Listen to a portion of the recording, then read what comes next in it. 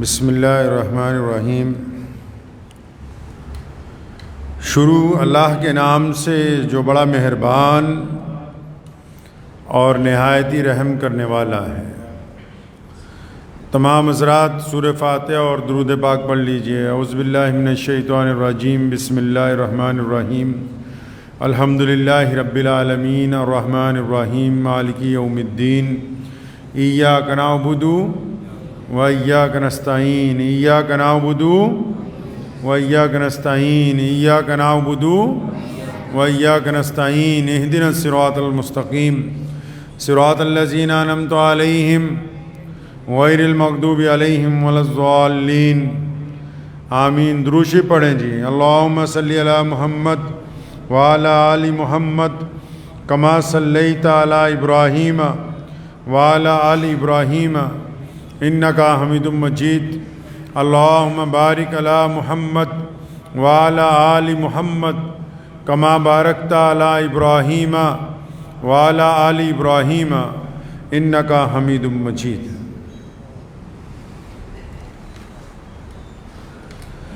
علامہ عامر عثمانی رحمۃ اللہ علیہ کے چند اشعار آج کل بار بار ذہن میں آتے ہیں، آپ کو متعدد مرتبہ پہلے بھی گوش گزار کیے۔ فرماتے ہیں کہ ہزار جدت ترازیوں کے مزاج بدلا کرے زمانہ، مگر یقین رہے گا عامر مزاج باطل وہی پرانا۔ ہماری پستی کی انتہا کیا، ہماری ذلت کا کیا ٹھکانہ، گناہ تو پھر گناہ ٹھہرے عبادتیں بھی مجرمانہ۔ وہ کوئی درگاہ ہو یا مسجد جہاں از رہے عبادت، نیاز مندی ہو ماں سوا کے تو اس سے بہتر شراب خانہ۔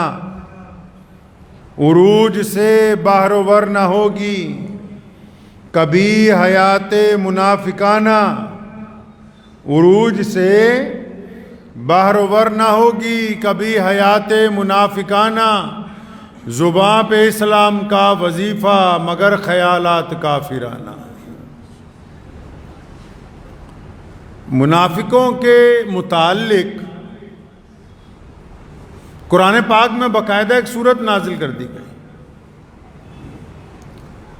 نبی اکرم صلی اللہ علیہ وسلم نے جب پوری کائنات کی فلاح و بہبود کے لیے، جب دبی ہوئی انسانیت کو ایک مقام عطا کرنے کے لیے، جب بیٹی کو عزت دینے کے لیے، جب انسانوں میں سے اونچ نیچ کو ختم کرنے کے لیے، جب مساوات کے پیغام کو عام کرنے کے لیے، جب کالے اور گورے کو ایک صف میں کھڑے کرنے کے لیے، جب امیر اور غریب کو برابری کا درجہ دینے کی بات کی، تو جہاں پوری کائنات میں بے انتہا لوگ خوش ہوئے، وہاں پہلے دن سے ابی بن کعب جیسے لوگ، عبداللہ بن سلیل جیسے لوگ، ان کے پیٹ میں درد ہو گیا۔ قرآن پاک نے ان کو منافق کہا ہے۔ پہلے دن سے پتہ یہ لگا کہ اہل حق جب بھی آگے چلیں گے، آگے بڑھیں گے، دین کا کام کریں گے، انسانیت کی بات کریں گے، تو جہاں اللہ کی مدد ان کی طرف آئے گی، اس کے ساتھ ساتھ منافقین کی سازشیں بھی آئیں گی، منافقین کی بددیانتیاں بھی ہوں گی، ان کی طرف سے ورگلانے کی بات بھی ہوگی۔ اور سب سے بڑا واقعہ اگر ہم دیکھیں کائنات میں، وہ یہ ہے، سب سے بڑا حادثہ اور سب سے بڑا واقعہ اگر پوری دنیا میں ہوا تو صرف محمد رسول اللہ صلی اللہ علیہ وسلم کا اس کائنات سے پردہ فرمانے کا ہے۔ جس دن رسول اللہ صلی اللہ علیہ وسلم واپس تشریف لے گئے، جیسے ہی واپس تشریف لے گئے، رسول اللہ صلی اللہ علیہ وسلم ظاہری طور پر دنیا سے پردہ فرما گئے، آپ صلی اللہ علیہ وسلم کا وصال مبارک ہو گیا، تو پھر ایک دفعہ منافقین پوری طاقت کے ساتھ اٹھے، مدینہ کی گلی کوچوں میں جا کے صحابہ کے درمیان باتیں ہونے لگیں، جا کے کہنے لگے ارے اب تو محمد رسول اللہ نہیں رہے، اب نماز کی کیا ضرورت ہے، اب دین کی کیا ضرورت ہے۔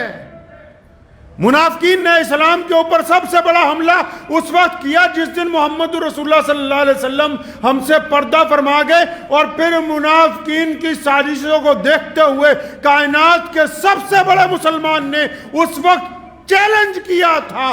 دشمن کو چیلنج کرنا آسان ہوتا ہے، منافق کو چیلنج کرنا مشکل ہوتا ہے، لیکن سب سے بڑا چیلنج سیدنا ابو بکر صدیق رضی اللہ تعالیٰ عنہ نے کیا، اور منافقین کو منہ توڑ جواب دیتے ہوئے تمام صحابہ کو اکٹھا کیا، فرمایا یہ بات بتاؤ کہ ہم کس کی عبادت کرتے ہیں؟ صحابہ نے کہا کہ ہم تو اللہ کی عبادت کرتے ہیں۔ فرمایا بس یہی محمد رسول اللہ کا حکم ہے کہ میں تمہارے درمیان رہوں تب بھی اللہ کی عبادت ہونی ہے، اور جب میں تمہیں چھوڑ کے چلا جاؤں تب بھی اللہ اور اس کے رسول کی اطاعت کرنی ہے۔ حدیث پاک میں آتا ہے نا، منافق کی 3-4 خصلتیں بیان کی گئی ہیں۔ پہلی، منافق جھوٹ بولتا ہے۔ اب ہم اپنا آپ بھی دیکھ سکتے ہیں، منافقوں کو تلاش کرنے کے لیے پہلے دور جانے کی ضرورت نہیں ہے، اپنے دل کی تلاشی لینی ہے۔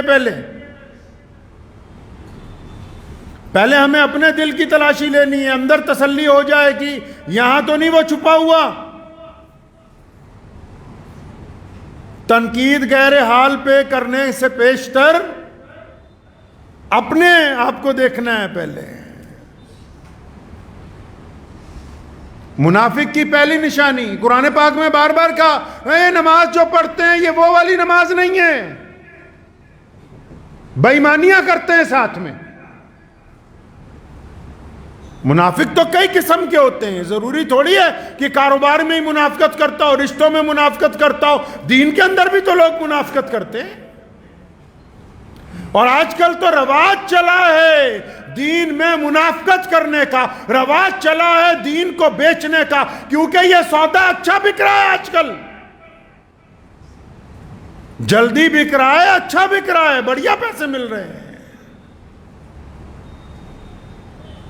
منافق کی پہلی عادت حدیث پاک میں رسول اللہ صلی اللہ علیہ وسلم نے فرمایا کہ منافق کی پہلی عادت یہ ہے کہ جھوٹ بولتا ہے، اصلیت کو چھپاتا ہے، نقلی بات کو آگے لاتا ہے۔ اب وہ جھوٹ چاہے ماں باپ کے ساتھ بولتا ہو، جھوٹ چاہے وہ بیوی کے ساتھ بولتا ہو، جھوٹ چاہے بچوں کے ساتھ بول رہا ہو، جھوٹ چاہے پڑوسی کے ساتھ بولتا ہو، پھر جھوٹ چاہے وہ مسجد میں بول رہا ہو، پھر جھوٹ چاہے وہ ممبر کے اوپر بیٹھ کے کیوں نہ بول رہا ہو، پھر جھوٹ چاہے وہ کاروبار میں کیوں نہ بول رہا ہو۔ منافق کی یہ عادت ہے، وہ جھوٹ بولتا ہے، یہ اس کی پہلی پہچان ہے، اور پھر اس جھوٹ کی بدبو کی وجہ سے لوگ اس سے دور ہٹنا شروع ہو جاتے ہیں۔ دوسری بات، رسول اللہ صلی اللہ علیہ وسلم نے فرمایا کہ منافق جب کوئی وعدہ کرتا ہے تو وعدے کو پورا نہیں کرتا۔ ہم اپنے اندر پہلے ٹٹولے نا، کسی کے پیسے دینے ہم کہتے 2 مہینے بعد دیں گے، آ جانا، اور دل میں سوچتے ہیں اچھا 2 مہینے تک تو یہ ٹل گیا۔ یہ منافقت ہے، منافقت ہے، یہ اندر جو بیٹھا ہوا ہے منافقت کروا رہا ہے، ارادہ نہیں ہے، ارادہ نہیں ہے قرض واپس کرنے کا، بیوقوف بنانے کے لیے کہہ رہا ہے 6 مہینے بعد دوں گا، پھر بھی دل جانتا ہے، تو یہ منافقت ہے۔ رسول اللہ نے فرمایا کہ منافق کی دوسری علامت یہ ہے، چاہے وہ کسی بھی معیار کے اوپر زندگی میں ہو، لوگ منافقت کے نام پر، منافقت کے طریقے پہ آج پوری دنیا میں، ہمارے ہاں بھی، باہر کے ملکوں میں بھی بڑے بڑے جلسے ہوتے ہیں مسلمانوں کے، کوئی اسلام زندہ باد کانفرنس کرتا ہے، کوئی قومی یکجہتی کانفرنس کرتا ہے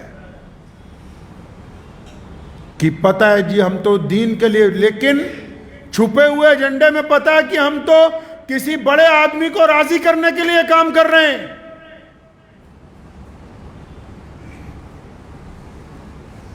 کسی کو جو اس کا مشن ہے اس میں تکمیل تک پہنچانے کے لیے اس کام کے اوپر لگے ہوئے ہیں۔ تو منافق کی دوسری علامت یہ ہے کہ جب وعدہ کرتا ہے تو اس کو پورا نہیں کرتا، وعدے کو جب وعدے کا وقت آتا ہے پھر وعدے کو ٹالتا ہے، تو یہ منافق کی دوسری علامت ہے۔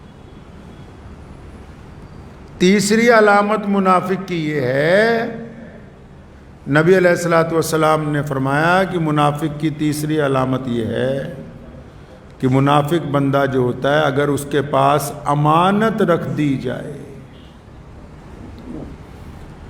اگر اس کے پاس امانت رکھ دی جائے تو امانت میں وہ خیانت کرتا ہے۔ اب آپ سوچ رہے ہوں گے اچھا ہمارے پاس تو کوئی امانت رکھ نہیں رہا آج کل، اب تو لوگ بینکوں میں پیسے رکھتے ہیں۔ امانت صرف پیسوں کی تو نہیں ہوتی۔ ایک دوست دوسرے دوست کو اپنا ایک راز بتاتا ہے کہ میرا دل ٹھنڈا ہو جائے، اس کے پاس امانت پہنچا دی، اب اس امانت میں خیانت کرتا ہے۔ ایک سہیلی دوسری سہیلی کو اپنی بات بتاتی، پریشانی بتاتی ہے، اس کو پتہ ہے کہ کیونکہ آگے نہیں جائے گی، اب اس کی امانت میں خیانت کرتی پھرتی ہے، پورے خاندان کو بتا رہی ہے۔ کسی نے کسی کے پاس کوئی دستاویز رکھے کہ امانت کے طور پر رکھ لو، اس کی کاپیاں کر کے آگے دشمنوں تک پہنچا رہا ہے۔ امانت تو پیسوں کی تو نہیں ہوتی نا، صرف امانت تو شرم و حیا کی بھی ہوتی ہے، امانت باتوں کی ہوتی ہے، امانت راز و نیاز کی ہوتی ہے۔ یہ منافق کی تیسری عادت ہے کہ اگر اس کے پاس کوئی بندہ امانت رکھ دے، کسی نے واٹس ایپ پہ رات کو میسج کیا کہ بھائی ایسا ایسا میرا ضروری کام ہے اور تجھے ہی بتا رہا ہوں، صبح کو میرا کروا دینا، رات کو ہی دوسرے کو بتا رہا ہے، سکرین شاٹ لے کے بھیج رہا ہے، دیکھو یہ منافقت ہے، دل کے اندر چھپا ہوا جو منافق ہے۔ یہ کیا سوچ رہے ہیں بھی کلے منافق وہی ہوتے ہیں جنہوں نے آج کل سفید کپڑے پہن رکھے؟ نہیں نہیں، منافق بہت طرح کے ہوتے ہیں۔ آپ کو امانت دار سمجھ کے کسی نے امانت رکھی، کسی نے سمجھا میرا بیٹا میرا وفادار ہے، میرا بھائی میرا وفادار ہے، کسی نے سمجھا یہ میرا بچپن کا دوست ہے، یہ میرے ساتھ وفاداری نبھائے گا، کسی نے سمجھا یہ میرے کاروبار میں میرے ساتھ حصے دار ہے، وفاداری نبھائے گا۔ اس نے تو بڑی راز و نیاز کی بات آپ کو بتائی اور آپ بڑی ڈٹائی سے آگے بھیج رہے ہیں اس بات کو۔ تو اس کا مطلب اندر ہمارے منافق چھپا ہوا ہے۔ اور منافق کی چوتھی علامت جو حدیث پاک کے اندر بیان کی گئی، چوتھی علامت، نبی علیہ الصلوۃ والسلام نے فرمایا، بخاری شریف میں لکھا ہے کہ منافق کی 4 علامتیں ہوتی۔ چوتھی علامت کیا ہے بھائی؟ کہ منافق کے ساتھ جب آپ بات کریں گے، گفتگو کریں گے، آپ شکوہ کریں گے، تو منافق آدمی بات کا جواب نہیں دے گا، گالی دے گا۔ منافق بات کا جواب نہیں دے گا کبھی۔ منافق آپ کو گندی زبان میں بات کرے گا، آپ کو برا بھلا کہے گا، ایسے ناپاک الفاظ استعمال کرے گا کہ آپ کے تن بدن میں آگ لگ جائے۔ یہ منافق کی چوتھی علامت ہے کہ جس بندے کے دل میں نفاق ہے وہ بات کا جواب نہیں دیتا، بات کے جواب میں گالی دیتا ہے، جبکہ گالی دینا حرام ہے، جبکہ مہذب لوگوں کو گالی دینے سے منع کیا گیا۔ اسلام نے کہا کہ حالات اگر بدترین ہو جائیں، حالات بدترین ہو جائیں،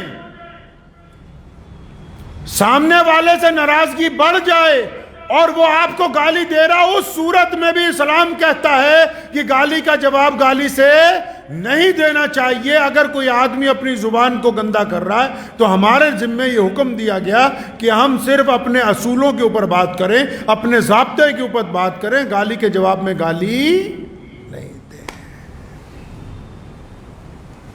منافقین کی پرانی عادت، ہمیں تلاش کرنا ہے پہلے اپنے اندر۔ جب بھی کبھی ہم کسی برائی کا ذکر کرتے ہیں ہمارے ذہن میں کسی اور کی تصویر آتی ہے۔ ارے کسی اور کی تصویر دیکھنے کی بجائے آئینہ نہ دیکھا جائے، کسی اور کی تصویر اپنے ذہن میں لانے کی بجائے اپنی شکل سامنے نہ رکھی جائے کہ کیا ہم نے تو کسی سے منافقت تو نہیں کی۔ قیامت والے دن جہاں متعدد گناہوں کی پوچھ ہوگی وہاں منافقوں کو ایک طرف کر دیا جائے گا.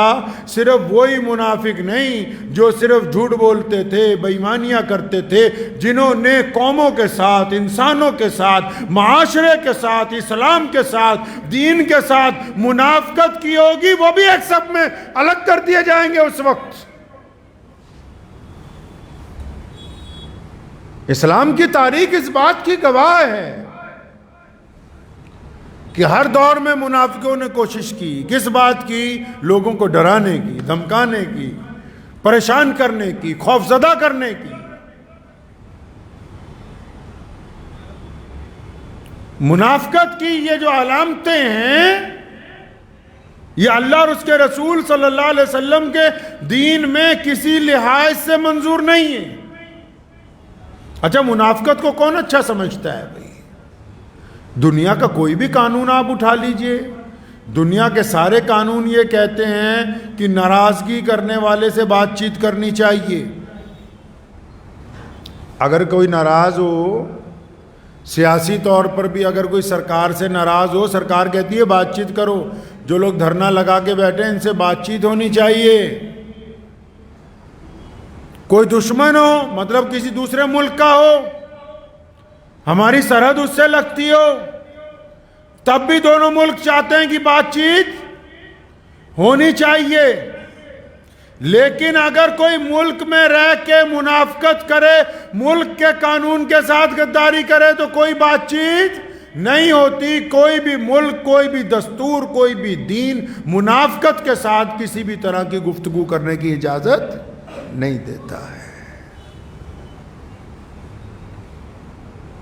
ہمیں ابتدا سے قرآن پاک کو اگر ہم پڑھیں گے، کیونکہ ہم لوگوں نے دنیا میں اللہ اس کے رسول صلی اللہ علیہ وسلم کی طرف سے جو ہمیں نعمتیں ملی ہیں ان میں سب سے بڑی نعمت محمد رسول اللہ صلی اللہ علیہ وسلم کی تشریف آوری ہے. اور رسول اللہ کو جو نعمتیں عطا فرمائی ان میں سب سے بڑی نعمت قرآن پاک ہے.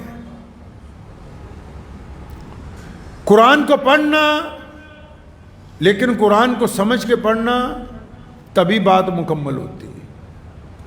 قرآن پاک جو ہے وہ اللہ تبارک و تعالیٰ کی ایسی کتاب ہے جس کے ذریعے اللہ اپنے بندوں سے بات کرتے ہیں.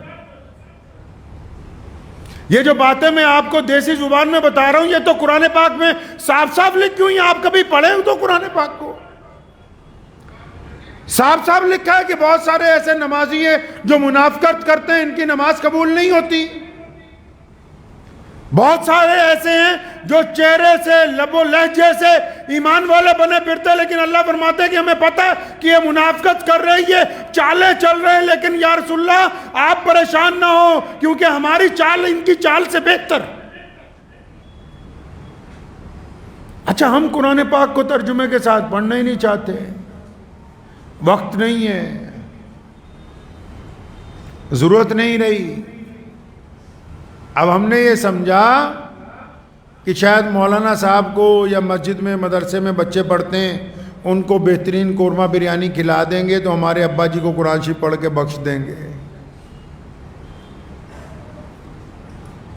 اگر پیسوں کے لحاظ سے کوئی دین قائم ہو سکتا تو دنیا میں جتنے بڑے بڑے خاندان ہیں 5-6 جن کے پاس ساری دنیا کا پیسہ ہے تو بس پھر وہ پوری دنیا میں ان کا دین نافذ ہو جاتا. دولت کے لحاظ سے اگر عہدے بانٹے جاتے تو جو کھربوں پتی ہے وہی لوگ ملک کے سربراہ بنتے، کسی اور کی باری نہ آتی کبھی.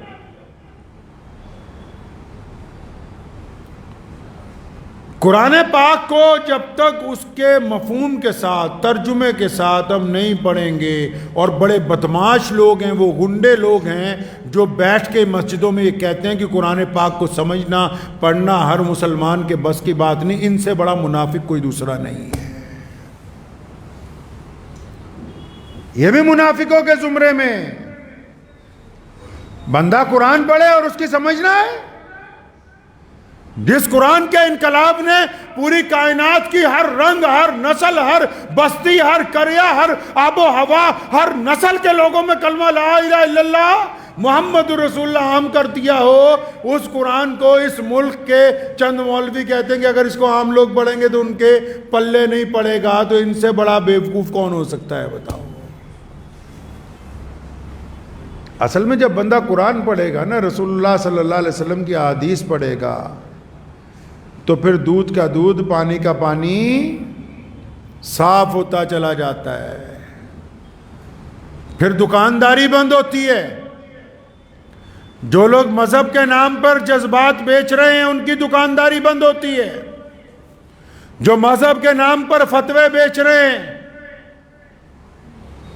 جن کو کوئی پوچھے یا نہ پوچھے فتویٰ ان کا تیار ہے، جن کا کام ہی صبح سے شام تک بس نفرت پھیلانا ہے، جو کسی کو ایمان کی دولت تو نہیں دے سکتے لیکن ایک آدھے جمعے میں بیٹھ کے 5-7 ہزار لوگوں کو ایمان سے خارج کرنے کا فن جانتے ہیں، جو مسلک کے اعتبار سے، ذات کے اعتبار سے، برادری کے اعتبار سے سر سے لے کے پیر تک منافقت میں لپٹے ہوئے ہیں۔ جو آپ برادری واد کے چنگل میں پھنسے ہوئے ہوں تو ان کو تو قرآن سے ڈر لگے گا نا، کیونکہ قرآن کہتا ہے کہ ذات اور برادری کی باتیں یہاں نہ کرو، کیونکہ قرآن کہتا ہے کہ کورے اور کالے کو برابر بٹھانا ہے، کیونکہ قرآن کہتا ہے کہ سلام کو عام کرنا ہے، غریب مسکین کو عزتیں عطا کرنی ہے۔ اب جنہوں نے اسلام میں اپنی چودراہٹیں قائم کر لی ہیں وہ کب کہیں گے کہ یہ قرآن پاک کو ترجمے کے ساتھ پڑھ جائیں؟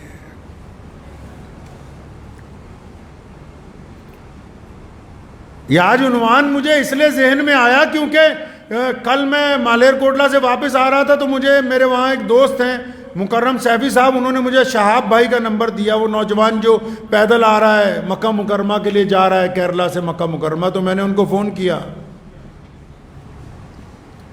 تو وہ راستے میں تھے، تو ان کے ایک دوست نے فون اٹھایا تو انہوں نے کہا نماز کا وقت ہے، کسی ہوٹل میں رکے ہوئے ہیں۔ تو میں نے انہیں دعوت دی کہ پنجاب سے گزریں، آپ کا ہر قدم کے اوپر انشاءاللہ تعالیٰ استقبال ہوگا اس زمین کے اوپر۔ تو شاید آنے والے دنوں میں وہ ہم لوگوں کے درمیان سے گزریں گے، لیکن میں یوٹیوب پہ دیکھا کہ کئی مولویوں نے 2-3 باتیں کی، جی پیدل نہیں جانا چاہیے، یہ نہیں کرنا چاہیے۔ جو گھر سے مسجد تک نہیں جا سکتے وہ یہ بتا رہے ہیں کہ یہ نوجوان بیت اللہ تک جائے گا کہ نہیں جائے گا۔ مزے کی بات تو یہ ہے، جو اپنے گھر سے مسجد تک پیدل نہیں جا سکتے، جنہوں نے کچھ خود فن نہ کیا ہو، کوئی خود خدمت نہ انجام دی ہو۔ ہم نے تو جس دن پہلے دن سنا کہ ایک نوجوان کیرلا سے مکہ مکرمہ پیدل جائے گا تو اسی دن سے روزانہ دعاؤں کا اہتمام ہے، کیونکہ وہ صرف بیت اللہ کی طرف نہیں جا رہا، اس کے ہر ایک قدم پر مسلمانوں کے جذبات اس کے ساتھ ہیں، لوگوں کی دعائیں اس کے ساتھ ہیں، لاکھوں کروڑوں ماؤں کا سہارا اس کے ساتھ ہے، اللہ کی رحمتیں اس پر برس رہی ہیں۔ اور خود محمد الرسول اللہ نے فرمایا کہ اگر مکہ مکرمہ سے کوئی پیدل حج کرتا ہے، ایک قدم کے اوپر 700 حرم کی نیکیاں اس بندے کو عطا کی جائیں گی۔ تم سے تو فتویٰ پوچھا ہی نہیں ہے جو فتویٰ دینے کے لیے تیار بیٹھے ہو۔ کتنے ائمہ ہیں، اٹھاؤ امام احمد بن حنبل رحمۃ اللہ علیہ کو، امام ابن تیمیہ کو، امام ابو حنیفہ کو، سیدنا حسن رضی اللہ تعالیٰ عنہ کو، کتنے بڑے بڑے لوگ ہیں جنہوں نے ساری زندگی بیت اللہ کا حج پیدل کیا۔ کتنی جماعتیں ہیں روز پیدل سفر کر رہی ہیں پوری دنیا کے اندر۔ دراصل بات یہ نہیں ہے، کئی یہ کہتے ہیں کہ نیت پتہ نہیں کیا ہے، نیتوں پر اللہ کا دار و مدار ہے۔ رسول اللہ نے فرمایا جس کی نیت اچھی ہوگی اس کا عمل قبول ہوگا، اور جن لوگوں کے عمل قبول ہوتے ہیں اللہ ان کی مدد فرماتے ہیں۔ وہ بندہ کل تک جس کو کوئی جانتا نہیں تھا، آج اس کے انتظار میں لاکھوں لوگ سڑکوں کے اوپر کھڑے ہوئے ہیں۔